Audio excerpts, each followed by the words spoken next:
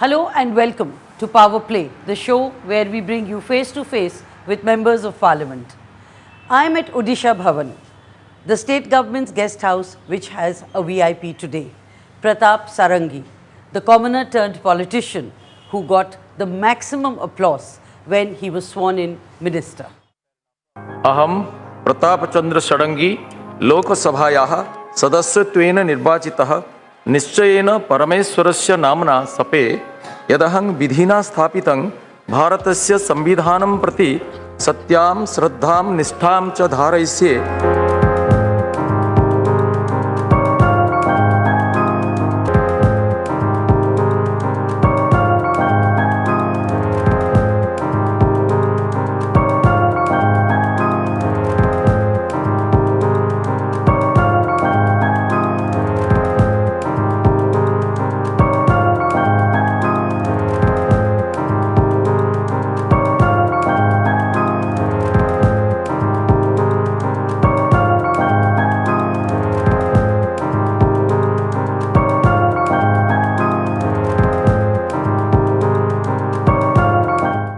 Welcome to the show, Mr. Sarangi. My first question, why and how politics? Exactly, I did not choose politics, probably politics made a choice for me.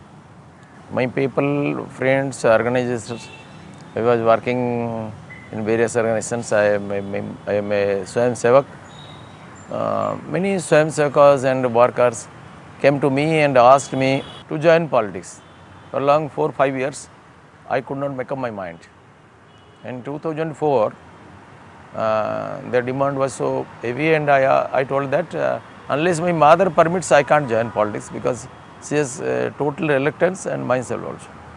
They went to my mother, persuaded her, even performed a yagya when my mother did not agree, and after the consent was given by my mother, I joined politics.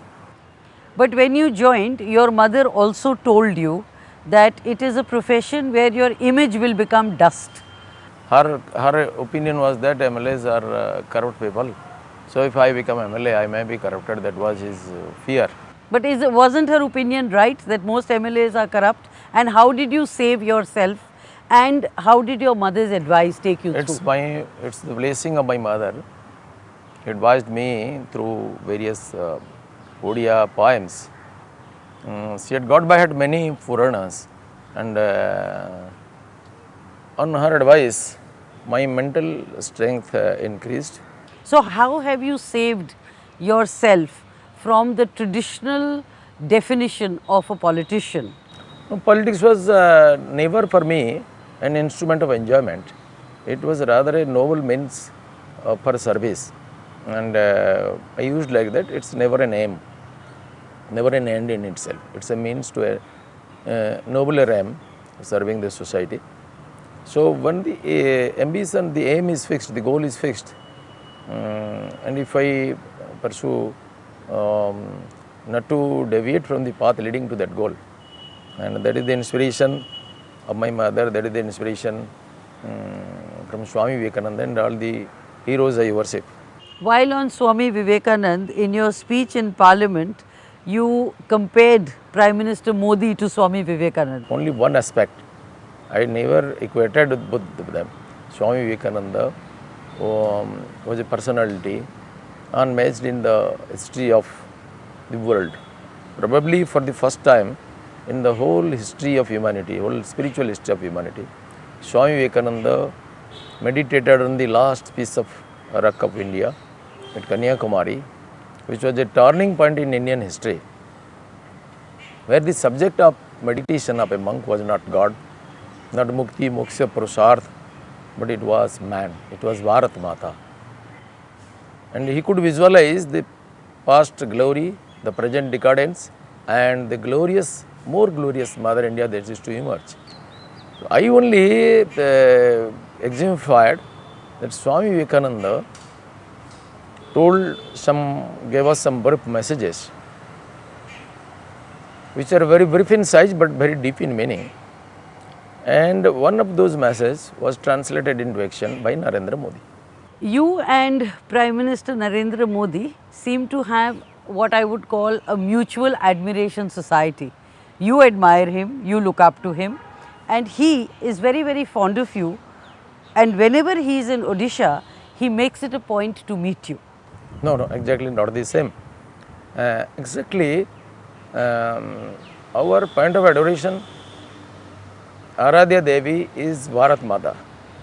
So Narendra Modi is a very great man who took India to such a height. He glorified India, which is incomparable in the recent day politics.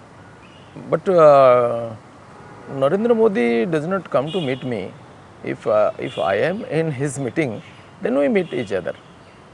Not that But he what comes to my home to meet me. It is also believed that your sole support in the arena of politics comes from Mr. Narendra Modi, and he is the man who handpicked you, despite the fact that within the party, within the state, everyone, not many, were in favor of your elevation either now in the center or earlier in the state politics. I do not know whether there was any problem. I was asked to join the ministry, and I do not know who supported me or who opposes me. I didn't smell anything like that. When you were asked to join the ministry, what was your first reaction? Was it no? No, exactly, I was not mentally prepared to be a minister because I did not expect it. I am being a first timer, I never expected that I should be called. So I was a little bit disturbed, but I was surprised. Now, have you started work, and what will be your agenda as a minister? I have started my work, and both the ministries are quite important, and Narendra Modi's aim is quite clear. He wants to raise India to such a height which nobody has thought of, and India has complex problems. We have poverty, starvation, unemployment, all that, and these two departments are very significant to address all these problems. MSME is a department which is supposed to be the second largest sector for employment generation after agriculture. Agriculture is the first and this is the second. Now we are having more than 60 million MSMEs, and this sector contributes nearly 45% of our national output, and around 28% of our GDP share is from MSME. Prime Minister Modi is a man of innovation and innovative ideas, and one who also thinks out of the box.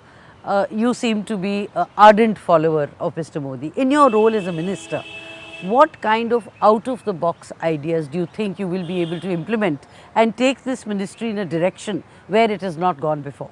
Everybody knows, one of our great luminaries from Odisha told Madhusudan Das, cultured hand is industry. If you crush a piece of stone, it will be worth 300 rupees chips. If you carve an image, it may cost 1 lakh. That is value addition, that is industry. So transform waste to wealth and transform the knowledge to wealth is now a challenging situation, and we are working in that line. Young entrepreneurs are being encouraged throughout the country and even abroad. We are trying to have joint collaborations with very foreign setup, and similarly, so far as fishery and dairying is concerned, we are also animal husbandry. We are also doing tremendous things. Banks are asked to be liberal in financing, and credit linkages are being done, and whatever subsidies approved, subsidies are also given to young entrepreneurs, and all sorts of harassment is going to be stopped, and they are encouraged, and marketing system is to be developed. You know, all that you've said has been said before, and this doesn't really give an innovative roadmap. So I just feel it is probably a repetition of what everyone says, and on the ground not much happens. No, we are going to have export-led economy to develop to such a height that we have never thought of, and we are fixing a target for 100 days of starting of this government, then up to 2022, and then up to 2024. A detailed roadmap is being prepared, and with this roadmap, with the great aim in life, we are proceeding. Narendra Modi told, so small dream is a crime. So naturally, in quantity and quality, we are expanding. You have the demeanor of being a very calm, content human being, but you have the reputation of being an angry man who is always questioning the government. You've always been in the opposition and never in governance. How do you now see the transition from a man who's been fighting like Mamata Banerjee on the streets to getting into a minister's role and getting into governance? Mamata Banerjee and all that I should not comment. But even if they are in power, they behave the same way. But when the role changes, our activity also should change. The goal being the same, development of the people for both opposition and the party in government. But their way of working should be different. In power, they can come to streets. This is not good. They have to do. They should not only demand. Do you miss being an opposition leader? I don't have any attachment, but that was a role which I adopted, and that was the necessity of the time. And I was content that I was fighting for the people. And the discontentment was that whatever I wished, I could not do. I was fond of debating in the assembly. I also expected that I should be an MP and I have the opportunity to debate on various issues concerning people's interest in the parliament, and which is not now with me. I became answerable. The same assembly where, if I may say, you and your group created a ruckus and there were cases of damage to government property and arson. No. Okay. Never it happened. 2002? 2002, I had never entered into the assembly. Okay. But there were cases registered then? Right. For being a fiery opposition leader? No, by the time I was not in politics. Okay. I joined only 2004 and I became MLA. Because I think but that was your prelude to politics. I think probably this is divine design, because the speaker asked us, sent a vehicle and one of his police officer to bring 5 of us VHP leaders. But when we came, we were obstructed, and we were informed that some disturbances had taken place in the assembly and we were not allowed, and we were arrested. I asked the SP, what is the ground for arrest? You do not know anything? No, I did not know anything. Then we were arrested. But probably due to this illegal act of the government, people of Nilgiri sent me to the assembly to enter with all authenticity, because we are prohibited not to enter. Do you regret any of those actions of yours which in your election affidavit you had to put, and the criminal cases which you had to list? Do you regret any of that? No. I had mentioned, because why should I regret? All the cases were baseless. Some police officer was taking bribe and I went to protest. I had a hot exchange of words. He filed many cases. He projected many cases. Do you miss those days of being on the streets, a fiery leader? Exactly after becoming a minister. That's the transition I want to ask. My public contact has been limited. People are crying, people are really phoning that we miss you. That gives me pain. Even thousands of students are being taken by me to various institutions. They are coming to my house whenever I go, and some of them cry, we miss you, who will take us to the school? I have a pain in. Yes. So people in Odisha are missing you. You have come to Delhi. Are you missing that role? I also miss them. Yeah. But have you settled in Delhi? Have you settled in your new role? No, I have taken up the role, but being unable to have a regular contact with my people, I really feel bad. Before you joined politics, you wanted to be a monk. In fact, you went to the Ramakrishna Mutt and you were sent back. Tell me about that. Take me back to those days. That was a purely personal affair. I decided to join Ramakrishna Mission. Prior to that, I had exchange of letters with some of the monks of Ramakrishna Mission. And I went without informing anybody in my house. along with Radha Kamal Das of Baleswar. Twice we met Swami Atmastanandji Maharaj. He told that please resign your job and come and join me in KKS Women's College on a certain date, and I joined him. But after getting through my biodata, he asked me, who will be serving your mother when your younger brother is not staying with you and is enemy to you? So who will serve your mother? I told you, God will take care of it. No, this is a irresponsible statement. Go back and serve your mother. And after your mother, if there will be age, then you will be welcome. So I came back. And then you never went back. No, Then you gave up that desire. My mother died only 3 years back. What drew you to the life of spiritualism and simplicity? What was the motivating factor? What was the trigger?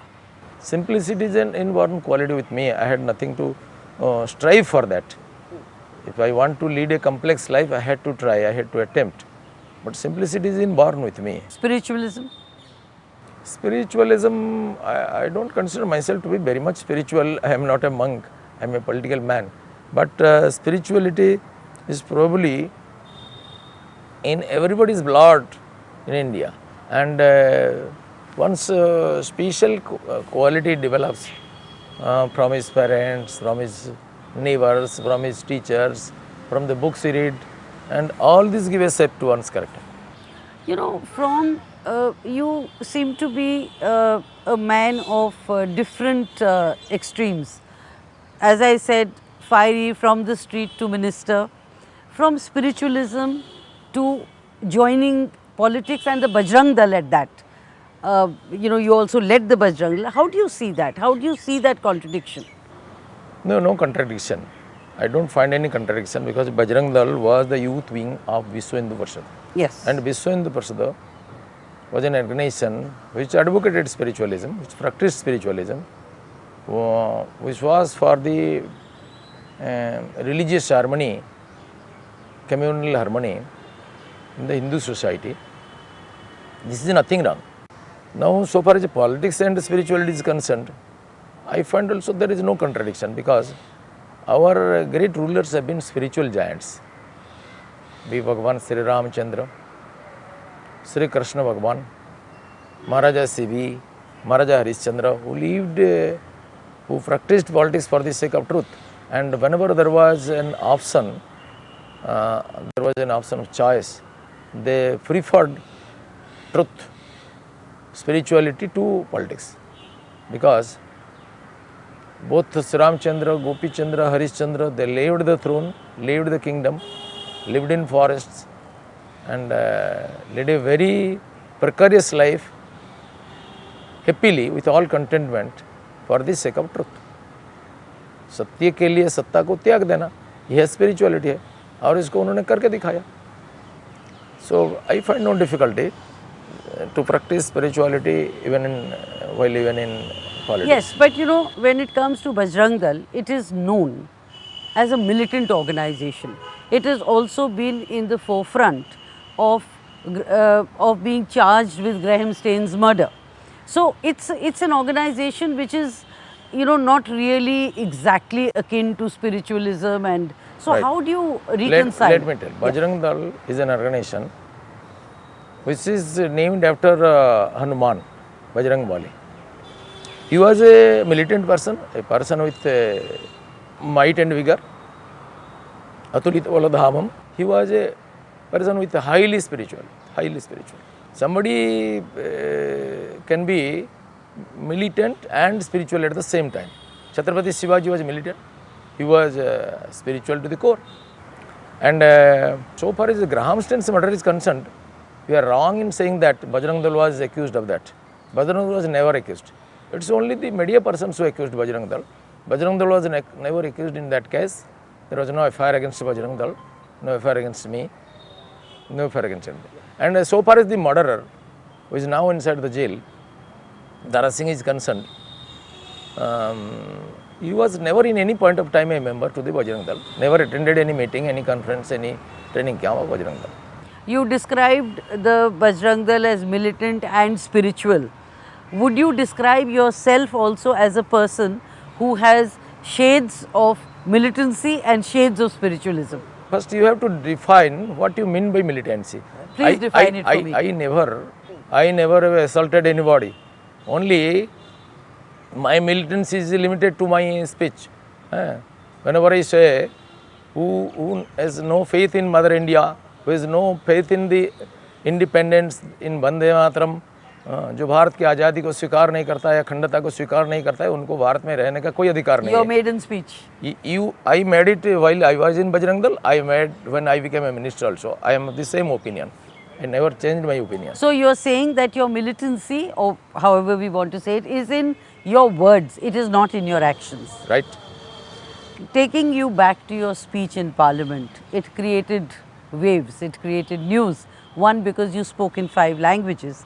And also because you made a reference to Abhinandan and for the first time revealed that Prime Minister Modi told Imran Khan that if you do not release Abhinandan, Pakistan will vanish from the world map. Nobody knew about this. And I don't know if you know the rules of Parliament, but if this is not true, there can be a privilege motion against you. Exactly, I don't remember where I studied it. But probably in some media or social media, I went through it. Yes, but if it is not true, there can be a privilege motion against you. Yes. And you're prepared for that? Yes. In the 2009 assembly election, you contested as an independent. It was not because you fell through or fell out with the BJP, but it was because you lost the party ticket while travelling in a bus. I lost my party ticket, and when submitting the nomination, my friends told that the procession will take late, so please go and file one set. So I went in a motorcycle and I filed the nomination. The returning officer, the sub-collector, told me that all documents are there except your ticket. So I went and searching my ticket in the office and in my home, but it could not be found. So I asked the party to send my ticket. It could not. It reached after 2 hours of the scheduled time. By the time the time was over, so the returning officer told me that you file another set as independent candidate, and filed immediately. So you actually lost your party ticket in a bus? I don't know where I lost. In Odisha, you live in a hut, you campaigned in an auto rickshaw, and you drive a bicycle. From there to this lifestyle of Delhi as a minister with cars at your disposal, secretaries, how is the transition? How will you adjust? No, in Odisha, I also moved in car. Not only, it is not a fact that I always preached through an auto rickshaw. Sometimes I prefer to auto rickshaw, sometimes I also move in a vehicle. So how will you adjust? I am used to all this. So this is the necessity. I don't want to. I mean, soon you will be getting a bungalow, you will be getting cars, and you will be getting so many secretaries. Yes, I need a bungalow, although it is not made available to me now, because doing all the office work, I have not provided with an office. It takes some time. So I am facing a problem, so that I need a bungalow. If the bungalow is provided, I will immediately accept it, no problem. This statement that I need a bungalow is not Pratap Sarangi, the Pratap Sarangi which people know. Hasn't the change started affecting you already? No, that. Because I have to attend hundreds of people every day. In a small room, they are coming and they are also facing difficulty. They are not allowed to be seated here. So naturally, office work will go on. You are a first-termer MP, but this was not the first time you've contested a Lok Sabha election. When you contested the first time, which was in 2014, I was Modi wave was at its peak, and even this time, Modi wave was high. What has changed? You lost then, but you won now. What is the difference and what changed between 2014 and 2019? In 2014, when I went to contest, I was asked to contest a few days ahead. So there was not, in 4 constituencies, the organization was very weak. Our MLA candidates in the previous election got only 4,000 votes in 2 of the constituencies. So although the vote ratio was increased by 4 or 5 times, but I could not win due to lack of organization and all that, and due to shortage of time also. In Odisha, you are called Odisha's Modi, a tag which you no longer like labelled to you. No, exactly. In Odisha, I am not told like that. Probably media persons floated this slogan. Exactly, Odisha people did not tell me Odisha Modi. What is the biggest challenge of this election? What was the biggest negative? And you were a giant killer in the sense that you defeated the two main contenders and the richest candidates who used muscle and money power. But what was your biggest challenge in this election? It was done all through God's grace and due to the positive wave of Narendra Modi, his popularity. Most of the people became fan of Narendra Modi, and they wanted Narendra Modi to repeat in center and to see Narendra Modi as a prime minister again. They voted for me, and the challenge was that I could not cover all the areas due to shortage of time, and my candidature was decided late, so I could not. And both of my opponents are quite wealthy persons. Yes. Men of hundreds, thousands of crores, and that was the biggest challenge before me. But everything was settled by God's grace. Your favorite pastime is to play with children. How did that happen? And of course, education is a big thing with you. You've set up many schools. Even now, So I am fond of it. Whenever I see a children, I go and put my hands on his eyes, and I enjoy. Although I don't have that liberty to spend much time. And yet you remained single. You did not get married. Yes? Was it because politics, social service took away? No. Because I went to with an intention to joining Ramakrishna order as a monk, and I could not. So I came back and decided to remain single. You know, I was going through your biodata, and in the column which said countries visited, you have said Bharat. What does that mean? I have never visited outside India, excluding Nepal. Nepal. But in that column you have said Bharat, which means for you the world is Bharat. Exactly. If we say Bharat, it includes even Pakistan, even Afghanistan. So when you say Bharat today, in your perception, it includes Pakistan and it includes Afghanistan. It also includes Sri Lanka, Brahmadesh. Okay. So that is your definition of Bharat. Yes? Yes. Thank you very much, Pratapji, and wish you a very fulfilled tenure as a minister. Thank you. Namaskar.